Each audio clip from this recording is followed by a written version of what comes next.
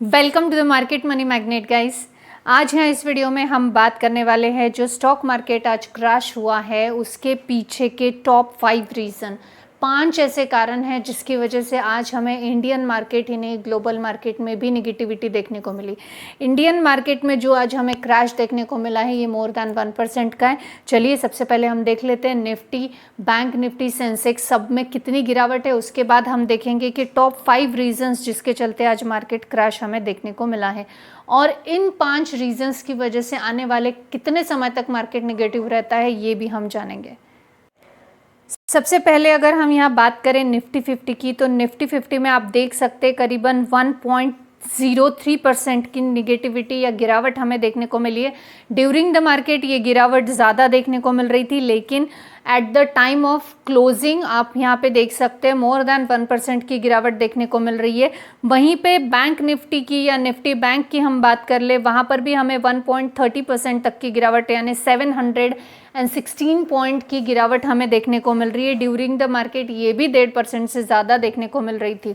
Sensex की बात की जाए तो यहाँ पे भी 816 पॉइंट्स की गिरावट है यानी करीबन 1% की गिरावट हमें सेंसेक्स में देखने को मिल रही है, जो कि more than 1% during the market भी थी। अब यहाँ पे अगर हम बात करें सिर्फ इंडियन मार्केट की ही गिरावट में है या ग्लोबल मार्केट भी निगेटिविटी में हमें देखने को मिला, तो यहाँ पे ग्लोबल इंडाइसिस में अगर हम देखें, ग्लोबल इंडाइसिस की बात करें तो इंडियन मार्केट तो नो डाउट गिरावट में है, निगेटिविटी में है ही, लेकिन साथ ही साथ हमें यूएस मार्केट भी निगेटिविटी में देखने को मिला है। और अगर हम नीचे थोड़ा स्क्रॉल डाउन कर कर देखें तो बाकी ग्लोबल मार्केट भी हमें निगेटिविटी में ही देखने को मिल रहे हैं। ऐसा नहीं है कि सिर्फ इंडियन मार्केट ही निगेटिविटी में है, मैक्सिमम ग्लोबल मार्केट भी हमें निगेटिविटी में देखने को मिल रहे हैं। तो चलिए हम देख लेते हैं कि स्पेशली इंडियन मार्केट की इस गिरावट के पीछे क्या रीजंस रहे हैं और वो 5 रीजन कौन से हैं और इसका इम्पैक्ट हमें कितने दिन देखने को मिलने वाला है। जो सबसे पहला रीज़न हमें देखने को मिल रहा है जिसकी वजह से आज इंडियन मार्केट निगेटिविटी में था, वो है US impose a steep tariff on Indian goods. यानी यूएस ने स्टिप टैरिफ जो है इंडियन गुड्स पे लगा दिया है। वो भी प्राइमरीली ट्रिगर किया है कि यूएस के अनाउंसमेंट होते ही इंडियन मार्केट पे, और यूएस ने अप टू 50% यानी 50% से भी ज़्यादा इंपोर्ट टैरिफ लगाया है इंडियन गुड्स पर। और इसका इफ़ेक्ट जो है हमें इमीडिएट यानी कल से ही देखने को मिलने वाला है। कोई डेडलाइन नहीं, कुछ नहीं, अनएक्सपेक्टेडली यूएस की ये इस डिसीजन की वजह से हमें मार्केट में एस्केलेशन, टेंशन देखने को मिला। इन्वेस्टर के सेंटिमेंट्स जो है ये डेफिनेटली हर्ट हुए हैं और फटाफट सेल ऑफ करना शुरू हो गया है, क्योंकि जितने भी सेक्टर एक्सपोर्ट्स से रिलेट करते हैं वो सारे सेंसिटिव है या वो सब पे इसका नेगेटिव इम्पैक्ट देखने को मिल सकता है।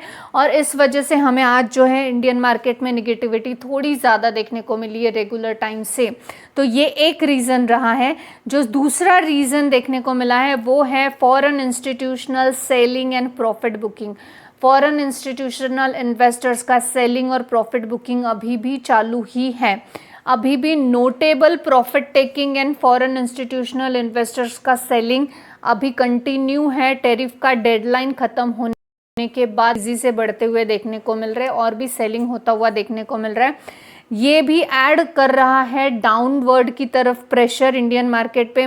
स्पेशली इंडाइसिस की बात करें तो सेंसेक्स और निफ्टी पे इसका प्रेशर हमें सबसे ज़्यादा देखने को मिला और ये हम बोल सकते हैं कि बहुत ज़्यादा पॉइंट्स जो है मैक्सिमम 100 पॉइंट्स तो इसी पर से ही हमें इंडियन मार्केट में निफ्टी और सेंसेक्स प्रेशर में और नेगेटिविटी में देखने को मिला है। 50% का टैरिफ इम्प्लीकेट होते ही यहाँ पे हमें ये प्रेशर इंडियन मार्केट पे बढ़ता हुआ देखने को मिला है। और जो तीसरा रीज़न रहा है इंडियन मार्केट के नेगेटिविटी के पीछे वो रहा है रुपीज़ वीकनेस और टैरिफ के शॉक जो हमें मिल रहा है। इस वजह से एडमाइड टैरिफ शॉक यानी जो इंडियन रुपीज़ है वो वीकेंड सिग्निफिकेंटली नियरली रिकॉर्डेड लो चल रहा है 87.80 पर यूएसडी के। अब ड्यू टू हाइटेंड अनसर्टेनिटी और caused by the tariff announcement this create a triple effect across the equity market. यानी टैरिफ के सडन शॉक की वजह से जो एक प्रेशर क्रिएट हुआ है, अनसर्टेनिटी मार्केट में क्रिएट हुई है, क्योंकि टैरिफ, ये एक यूएस टैरिफ, ये एक ऐसा वेपन बन चुका है यूएस के लिए कि वो कभी भी किसी भी को भी सडन शॉक देते हुए उस मार्केट को हिलाने डुलाने का अभी पावर रख रहे हैं। और इसी वजह से इंडियन मार्केट में भी ये टैरिफ के अनाउंस होते ही इंडियन रुपीज़ वीकर हो गया और जो इन्वेस्टर्स हैं उनमें एक अनसर्टेनिटी फैल गई। या अनसर्टेनिटी मार्केट में देखने की वजह से ऐसे डेंजरस मार्केट में बने रहने से अच्छा उन्होंने एग्जिट करना प्रेफर किया और मैक्सिमम हमें जो है निगेटिविटी का रीज़न ये भी एक देखने को मिला। अब इस लिस्ट में जो फोर्थ रीज़न है जिसकी वजह से आज इंडियन मार्केट निगेटिविटी में है वो है export oriented sector hit hard. यहाँ पे stock in export heavy industries like textile, pharmaceuticals, chemicals and seafood faced a steep losses। obvious है क्योंकि इनका पूरा बिजनेस ही एक्सपोर्ट पर है और अगर 50 मोर देन अप टू 50% तक का टैरिफ अगर इस पे लग चुका है एक्सपोर्ट्स पे और वो भी कल से ही इफेक्ट हो गया है, यानी अभी कल के बाद जो भी एक्सपोर्ट के डील्स होंगे उन सब पे अप टू 50% तक का टैरिफ एप्लीकेबल रहेगा, तो ऑब्वियस है ये सेक्टर के ये स्टॉक ज़्यादा हिट करेंगे, ज़्यादा क्रैश होंगे। As the looming tariff threaten their earnings outlook, mid cap and small cap indicates saw a broader decline of around 1%। इस न्यूज़ के बाद मिड कैप और स्मॉल कैप जो भी एक्सपोर्ट इंडस्ट्री से बिलोंग करते थे वो सेक्टोरियल पूरा 1% से ज़्यादा गिरावट में देखने को मिला और ये भी एक चीज़ निफ्टी को ड्रैग डाउन करने में हमें वहाँ पे हेल्प लेते हुए देखने को मिली है। अब इस लिस्ट में जो हमारा fifth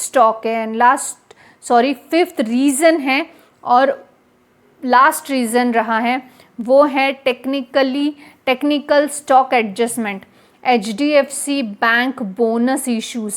HDFC experienced a technical drop of around 50% in the share price of 1:1 का बोनस। ऑब्वियस है अगर HDFC बैंक का 1:1 का बोनस हुआ है तो उसका स्टॉक प्राइस करीबन अराउंड 50% तक का ड्रॉप होने ही वाला है और इसकी एक्स डेट थी आज यानी 26 अगस्त की। तो ऑब्वियस है कि ये मूव तो एडजस्टमेंट जो हुआ है बैंक निफ्टी में 50% तक का, ये 50% तक का एडजस्टमेंट भी बैंक निफ्टी को ड्रैग डाउन किया है और साथ ही निफ्टी 50 को भी ड्रैग डाउन करने में इसका हाथ रहा है।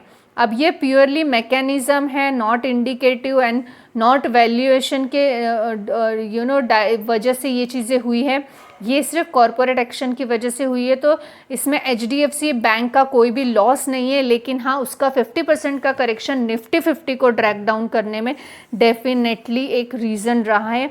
ड्रामेटिकली जो एक हम बोल सकते हैं फॉल यहाँ पे देखने को मिला है और इन्वेस्टर्स में यहाँ पे ये फॉल जिनको पता है HDFC क्यों इतना 50% तक का डाउन है दैट्स ओके, जिनको पता नहीं है वो पैनिक हो रहे हैं, तो पैनिक होने वाली बात नहीं है। 1:1 के बोनस के हिसाब से 50% प्राइस जो है HDFC का आज ड्रॉप हुआ है या हमें ड्रॉप देखने को मिला है और HDFC जैसा स्टॉक 50% ड्रॉप होगा तो ऑब्वियस है निफ्टी 50 और बैंक निफ्टी दोनों ही हमें नेगेटिव में आते हुए देखने को मिलेंगे।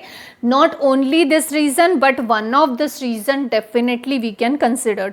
तो ये 5 रीज़न रहे हैं जिसकी वजह से आज इंडियन मार्केट हमें नेगेटिविटी में देखने को मिला। और अगर बात करें ग्लोबल मार्केट की तो जो यूएस की अनसर्टेनिटी है टैरिफ को लेकर, कभी भी किसी पर भी वो वेपन की तरह टैरिफ को इस्तेमाल कर रहे हैं। चाइना पर भी हमने देखा 200% का टैरिफ उन्होंने इम्प्लीकेट कर दिया है, तो वो एक वेपन की तरह यूज़ कर रहे हैं और इस वजह से अनसर्टेनिटी बढ़ रही है ग्लोबली और इस वजह से भी ग्लोबल मार्केट थोड़ा निगेटिविटी में था। इंडियन मार्केट के निगेटिविटी के पीछे के ये 5 मेन रीजंस रहे हैं। अगर हम शॉर्ट में इनकी समरी टेबल देख ले तो आप यहाँ पे देख सकते हैं कि रीजंस जो कि इम्पैक्ट किए हैं इंडियन मार्केट को। सबसे पहला है US tariff up to 50% trigger market wild और उस वजह से वाइल्ड से सेल ऑफ हुआ है मार्केट में। FIS का सेलिंग और प्रॉफिट बुकिंग जो है इंटेंसिव डाउनवर्ड की तरफ डाउनवर्ड मूवमेंट दे रहा है, यानी बहुत ज़्यादा सेलिंग ये लोग कर रहे हैं। FIS की बात करें तो रुपीज़ वीकर होता हुआ देखने को मिला है जो कि एडेड हुआ है फाइनेंशियल मार्केट में स्ट्रेस की वजह बना है एक। रुपीस का वीकर होना ऑब्वियस है, फाइनेंशियल मार्केट में एक निगेटिव वजह बन सकता है। एक्सपोर्ट्स के सेक्टर जो है ये वीकनेस में देखने को मिले, सेक्टोरियल डिक्लाइन जो है ये भी ड्रैग कर रहा है, इंडिकेट्स लोअर की तरफ। HDFC बैंक शेयर जो है ये एडजस्ट हुआ है, जो कि आज उस वजह से वोलेटिलिटी भी देखने को मिली, और टेक्निकली भी हमें ये स्टॉक में 50% तक का करेक्शन देखने को मिला, और ये करेक्शन की वजह सिर्फ बोनस थी, नॉट एनीथिंग एल्स। तो आपको पता ही चल ही गया होगा कि HDFC का क्या होल्ड है, कि अगर वो करेक्शन में 50% आ रहा है तो निफ्टी 50 और बैंक निफ्टी दोनों भी हमें ड्रॉप होते हुए देखने को मिल रहे हैं। तो ये समरी के हिसाब से हमने डिस्कस किया ये पांचों रीजंस जिसके चलते ये नेगेटिविटी हमें कंटिन्यूसली देखने को मिली है। अब ये नेगेटिविटी जो आज देखने को मिली है, कल तो छुट्टी है ऑब्वियस है, कल 26 अगस्त है जो कि गणेश चतुर्थी की छुट्टी हमें देखने को मिलने वाली है। 28 अगस्त को जब मार्केट ओपन होगा तो क्या ये नेगेटिविटी सस्टेनेबल रह सकती है? तो जी हाँ, रह सकती है, क्योंकि यूएस ने जो टैरिफ लगाया है उस वजह से जो सेक्टोरियल जो एक्सपोर्ट सेक्टर से बिलोंग कर रहे हैं स्टॉक वो तो नेगेटिव में रहेंगे ही, लेकिन कुछ अगर पॉजिटिव न्यूज़ आती है तो थोड़ा बहुत मार्केट की संभलता हुआ भी देखने को मिल सकता है। तो आज रात को और कल सुबह की जो न्यूज़ है उसके ऊपर भी रिलाई करेगा, लेकिन हाँ सस्टेनेबल थोड़ी नेगेटिविटी मार्केट में हमें देखने को आने वाले टाइम में भी मिल सकती है। This information is only for the educational purpose. I am not giving any recommendation here, neither a buy nor a sell. I hope this information is informative for you. Thanks for watching.